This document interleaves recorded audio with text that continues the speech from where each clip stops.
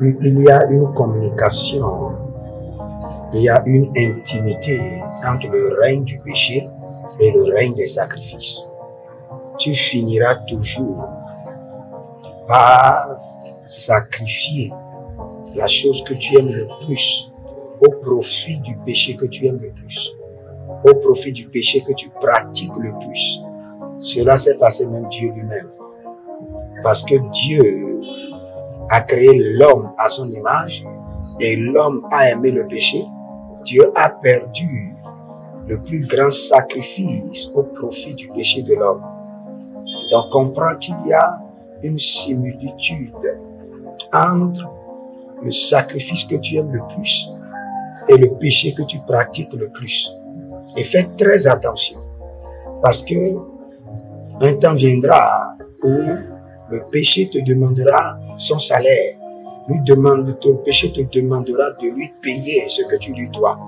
Et le péché cible toujours la gloire que tu as le plus. Le péché peut t'enlever ton enfant. Le péché peut t'enlever ton entreprise. Le péché peut t'enlever tes finances. Parce que le péché cible toujours la gloire le plus élevée. Et la gloire le plus élevée se trouve dans ce que tu aimes le plus et ce pourquoi tu peux sacrifier le plus. Maintenant, pour équilibrer les choses, qu'est-ce qu'il faut faire? Il faut sacrifier ce que tu aimes le plus à Dieu et abandonner le péché que tu pratiques le plus. Là, ta vie sera équilibrée.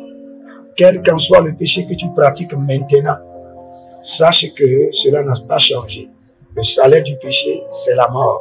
Et quand nous parlons de la mort, cela veut dire que le péché cible et tue la gloire que tu portes le plus, le sacrifice que tu portes le plus et ce que tu aimes de plus. Donc, faire très attention.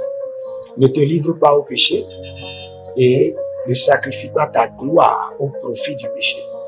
Je prie pour toi, Barouch, Elgedos, Elmintos, Kabelaros, Ezizo, Edagia, Gabrun, Televrandos, Bara, Degelege, Zomorotakia, Bahadash, et Gabruntos. Ta gloire est préservée et tu es déconnecté du péché.